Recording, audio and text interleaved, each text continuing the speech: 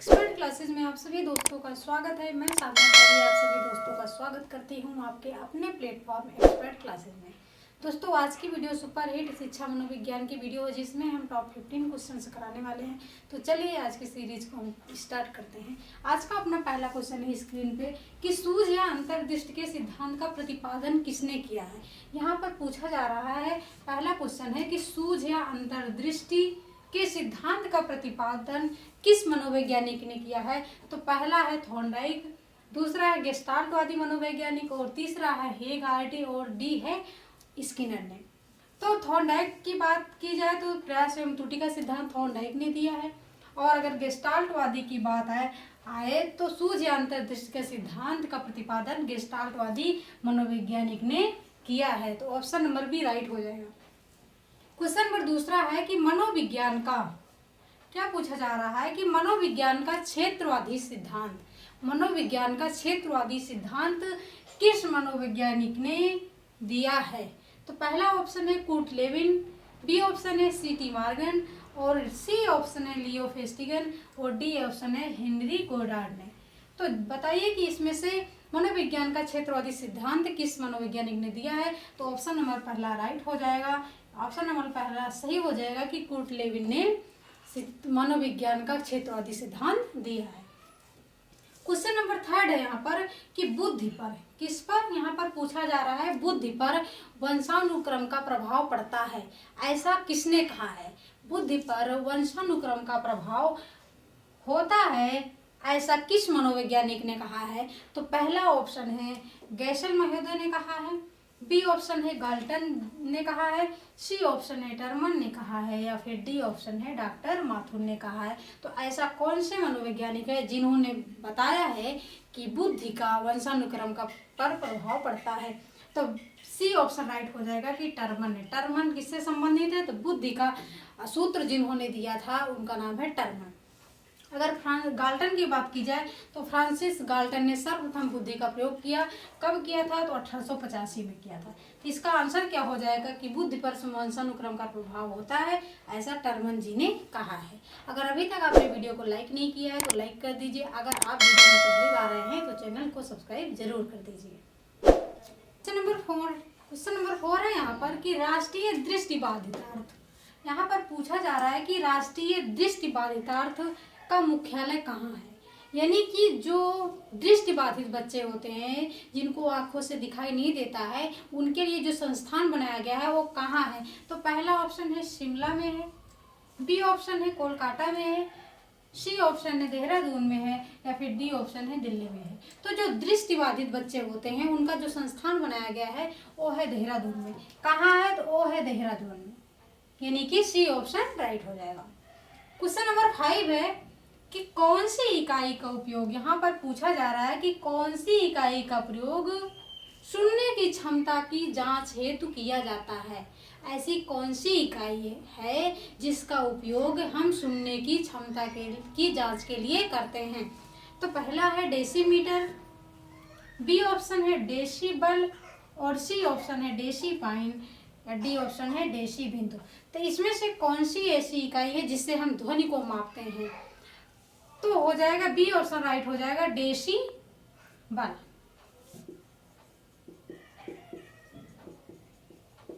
ध्वनि मापने का यंत्र, यानी कि सुनने की क्षमता की जो जांच की जाती है वो डेसीबल से की जाती है। तो क्वेश्चन नंबर 5 का ऑप्शन और बी राइट हो जाएगा डेसीबल।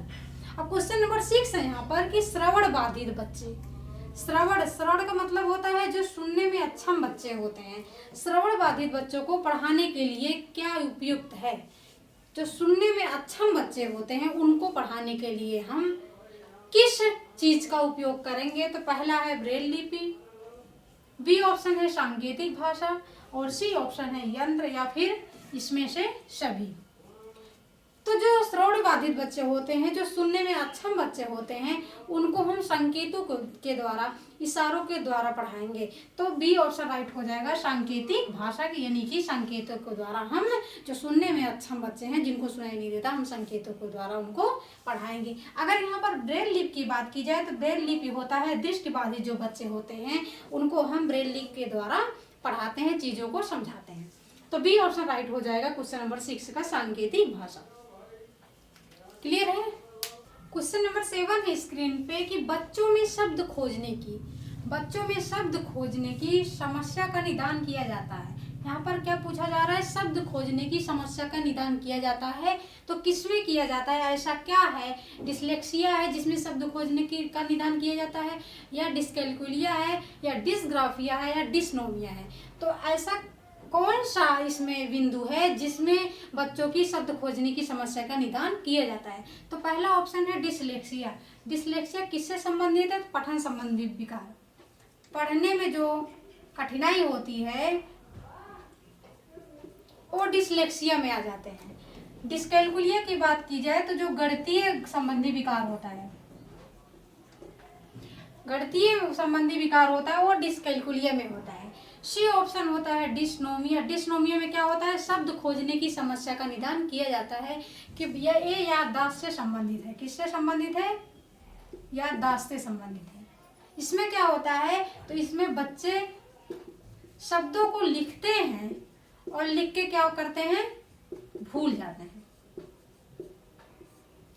बच्चे शब्दों को लिखते हैं और लिखकर बाद में जब भूल जाते हैं तो उसका निदान किया जाता है डिसनोमिया में। और डिसग्राफिया की बात की जाए तो इसमें लिखने संबंधी विकार, जो लिखने में अक्षम होते हैं उनका निदान किया जाता है डिसग्राफिया में।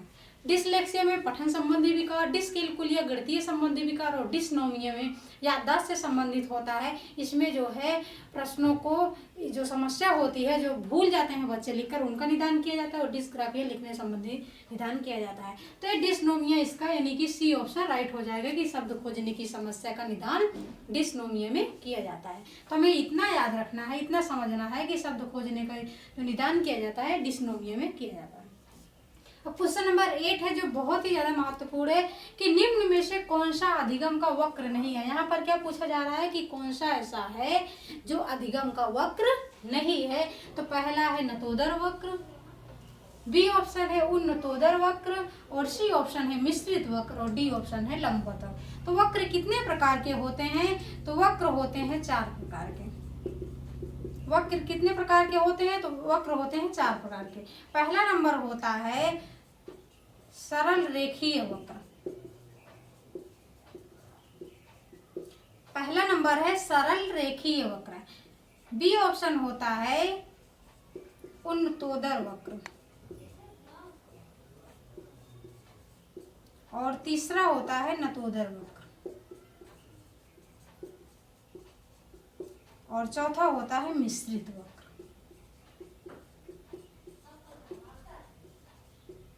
तो इसमें कौन सा ऐसा है जो नहीं है, तो यहाँ पर क्या पूछा जा रहा है कि ऐसा कौन सा वक्र है जो इसमें नहीं है। तो नतोदर वक्र वक्र के अंतर्गत आता है, उन्नतोदर वक्र वक्र के अंतर्गत आता है, मिश्रित वक्र वक्र के अंतर्गत आता है। तो इसमें से ऐसा क्या नहीं है, तो इसमें सरल रेखीय वक्र यहाँ पर नहीं है, तो लंबवत कोई वक्र नहीं होता। तो यही ऑप्शन क्या हो जाएगा, राइट हो जाएगा कि ये तीनों वक्र हैं जबकि लंबवत कोई वक्र नहीं है। अब अगर सरल रेखीय वक्र की बात की जाए तो इसमें सीखने का दर समान होता है।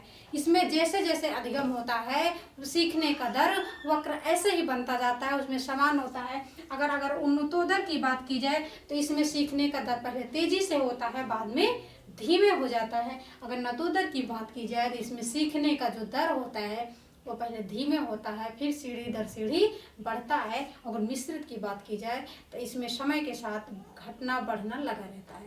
क्लियर हो गया। क्वेश्चन नंबर 9 है स्क्रीन पे कि बुद्धि का प्रकार नहीं है, इनमें से ऐसा कौन सा है जो बुद्धि का प्रकार नहीं है। तो हमें क्या देखना है, हमें यहाँ नहीं वाला ऑप्शन देखना है कि इसमें से कौन सा बुद्धि का प्रकार नहीं है, कौन सा बुद्धि के अंतर्गत नहीं आता है। तो पहला है मूर्त बुद्धि, ठीक है, मूर्त बुद्धि होती है। दूसरा है अमूर्त बुद्धि, अमूर्त बुद्धि भी होती है। और तीसरा है सामाजिक बुद्धि, सामाजिक बुद्धि भी होती है। डी ऑप्शन है मानसिक बुद्धि, तो मानसिक बुद्धि नहीं होती है, यही हमारा राइट ऑप्शन होगा क्योंकि यहाँ नहीं पूछा है तो यही राइट हो जाएगा। अब मूर्त बुद्धि किस में पाई जाती है, तो मूर्त बुद्धि पाई जाती है डॉक्टर इंजीनियर में पाई जाती है। अमूर्त बुद्धि की बात की जाए तो अमूर्त बुद्धि का मतलब हो जो हमें दिखाई न दे, जो कल्पना में हो दिखाई न दे, तो अमूर्त बुद्धि पाई जाती है कवियों में। और सामाजिक की बात की जाए, सामाजिक बुद्धि पाई जाती है, जैसे प्रधान हो गए, नेता हो गए, तो इसमें समय सामाजिक बुद्धि पाई जाती है। और मानसिक बुद्धि की बात यहाँ पर नहीं हो रही है, क्योंकि बुद्धि के अंतर्गत 3 ही आते हैं, मूर्त, अमूर्त और सामाजिक। तो यहाँ पर डी ऑप्शन राइट हो जाएगा कि मानसिक बुद्धि नहीं होती। क्लियर है। क्वेश्चन नंबर 10 है कि सृजनात्मकता, यहाँ पर पूछा जा रहा है कि सृजनात्मकता मुख्य रूप से किससे संबंधित है। पहला है मॉडलिंग से सृजनात्मकता संबंधित है, बी ऑप्शन है अनुकरण से संबंधित है, या फिर सी ऑप्शन है अविचारी चिंतन से संबंधित है, या डी ऑप्शन है अपसारी से संबंधित है। तो जिस बच्चों में जो सृजनशील बच्चे होते हैं वो अनुकरण नहीं करते हैं, उनमें क्या होती है, सीखने में नवीनता होती है, जिज्ञासु प्रवृत्ति के होते हैं और अपसारी चिंतन करते हैं। तो यहाँ पर डी ऑप्शन राइट हो जाएगा, अपसारी के साथ चला जाएगा। क्वेश्चन नंबर 10 का ऑप्शन नंबर डी राइट हो जाएगा कि सृजनात्मकता मुख्य रूप से अपसारी से संबंधित है। क्वेश्चन नंबर 11 है, यदि एक बच्चा 16 को क्या लिखता है, 61 लिखता है, यदि एक बच्चा 16 को 61 लिखता है तथा बी और डी में अंतर नहीं कर पा रहा है, तो यह क्या है, वह कौन से, उसके अंदर कौन सी विकार हैं कि वो 16 को 61 लिखता है और बी और डी में अंतर नहीं कर पा रहा है। तो यह क्या है, पहला है दृष्टि दोष, उसको आंखों से दिखाई नहीं देता तभी वो ऐसे लिख रहा है। बी ऑप्शन है सीखने में अक्षम है, डी ऑप्शन है, सी ऑप्शन है मानसिक दोष, मानसिक दोष की बात नहीं की जा रही है, मानसिक क्षय की। तो ये दोनों ऑप्शन कट जाएंगे, हमें इस दोनों ऑप्शन में देखना है कि उसको दृष्टि दोष है या फिर सीखने में अक्षम है। तो दृष्टि दोष अगर होता तो 16 को 61 नहीं लिख पाता, इसका मतलब वो लिख रहा है लेकिन उसमें थोड़ा सा कंफ्यूज है। तो यहाँ पर सीखने में अक्षम है, बच्चा क्या है, सीखने में अक्षम है, अभी वो पूरी तरह से सीख नहीं पाया है। यहाँ पर बी ऑप्शन राइट हो जाएगा, सीखने में अक्षम। क्वेश्चन नंबर 12 है स्क्रीन पे, जो कि पोर्टफोलियो से है, जो हर एग्जाम में हर बार 102 क्वेश्चन पोर्टफोलियो से आ जाता है, तो बहुत ही ज़्यादा इंपॉर्टेंट क्वेश्चन है, इसको आप नोट डाउन कर लीजिए कि यहाँ पर पूछा क्या जा रहा है कि पोर्टफोलियो में रखी जाने वाली प्रमुख सामग्री कौन सी है। पोर्टफोलियो में रखी जाने वाली प्रमुख सामग्री इनमें से कौन सी है। तो पहला ऑप्शन है पेंटिंग, दूसरा है प्रशस्ति पत्र और तीसरा है बच्चों द्वारा लिखी गई कविता या फिर सभी। तो इनमें से ऐसा कौन सी है जो पोर्टफोलियो में रखा जाता है। तो पोर्टफोलियो में क्या क्या होता है, पोर्टफोलियो में बच्चों के समग्र व्यक्तित्व का आकलन होता है। यहाँ पर क्या होता है, आकलन होता है। किसका आकलन होता है, तो बच्चों के समग्र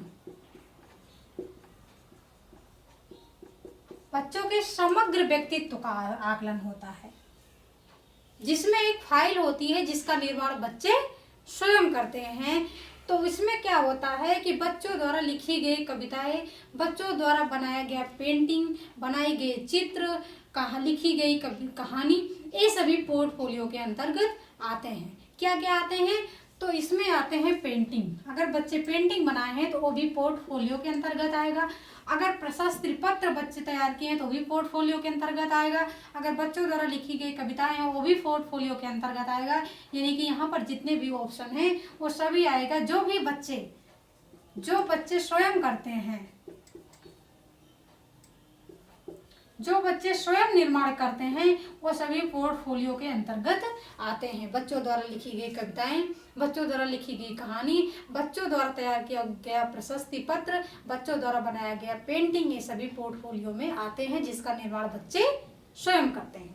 अब यहाँ पर राइट आंसर चला जाएगा डी के साथ कि इनमें से सभी। अब क्वेश्चन नंबर 13 है यहाँ पर कि पोर्टफोलियो में बच्चे के किस गुण का आकलन किया जाता है। तो यहाँ पर बच्चों के किस गुण का आकलन किया जाता है।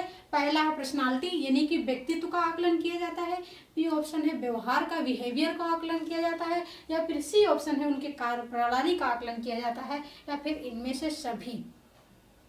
तो पोर्टफोलियो में क्या होता है कि बच्चे जो क्रिया करते हैं, जो कार्य करते हैं, उनका आकलन किया जाता है। पर्सनालिटी का आकलन किया जाता है लेकिन ओनली पर्सनालिटी का आकलन नहीं किया जाता, उनके समग्र व्यक्तित्व का आकलन किया जाता है। तो यहाँ पर पूछा क्या ऑप्शन राइट हो जाएगा, सी ऑप्शन हो जाएगा कार्य प्रणाली। यानी कि बच्चे जो चित्र बनाते हैं, बच्चे जो कविताएं लिखते हैं, बच्चे जो कहानी लिखते हैं, बच्चे जो पेंटिंग तैयार करते हैं, उन सभी का आकलन किया जाता है, उनके कार्य प्रणाली का आकलन किया जाता है। तो क्वेश्चन नंबर 13 को ऑप्शन नंबर सी राइट हो जाएगा, कार्य प्रणाली के साथ चला जाएगा। ठीक है, क्वेश्चन नंबर 14 है यहाँ पर। क्वेश्चन नंबर 14 है कि इसमें क्या पूछा जा रहा है, इसमें पूछा जा रहा है कि निम्न में से क्या प्रतिभाशाली बालक का संकेत है। इनमें से ऐसा कौन सा है जो प्रतिभाशाली बालक के अंदर पाया जाता है। तो पहला है सृजनात्मक विचार। ठीक है, बच्चों में जो प्रतिभाशाली बच्चे होते हैं वो सृजनात्मक होते हैं, उनके अंदर सृजनात्मकता विचार होता है। बी ऑप्शन है जिज्ञासु, ये भी ठीक है, जिज्ञासु प्रवृत्ति के होते हैं। सी ऑप्शन है अभिव्यक्ति में नवीनता, ये भी ठीक है कि जो प्रतिभाशाली बच्चे होते हैं उनके बोलने में नवीनता होती है। और डी ऑप्शन है ये सभी। तो यहाँ पर जो भी ऑप्शन दिए गए हैं वो सभी सही है कि प्रतिभाशाली बच्चे के अंतर्गत अभिव्यक्ति में नवीनता होती है, जिज्ञासु होते हैं और सृजनात्मकता विचार होते हैं। तो ये सभी ऑप्शन राइट हो जाएंगे। क्वेश्चन नंबर डी के साथ चला जाएगा कि ये सभी होते हैं। वो क्वेश्चन नंबर 14 को option number D. Question number 15 है कि प्रथम मनोवैज्ञानिक प्रयोगशाला की स्थापना किसने की थी। यहाँ पर पूछा जा रहा है कि प्रथम मनोवैज्ञानिक प्रयोगशाला की स्थापना किसने की थी। तो पहला है गाल्टन ने की थी, बी ऑप्शन है विलियम वुंट ने की थी, और सी ऑप्शन है हल ने की थी, या फिर डी ऑप्शन है वाटसन ने की थी। तो वाटसन ने क्या किया था, वाटसन ने व्यवहारवाद के जनक वाटसन को कहे जाते हैं। तो यहाँ पर बी ऑप्शन राइट हो जाएगा, विलियम वुंट के साथ चला जाएगा कि प्रथम मनोवैज्ञानिक प्रयोगशाला की स्थापना विलियम वुंट ने की थी। अगर यहाँ पर पूछा जाता कि कहाँ की थी,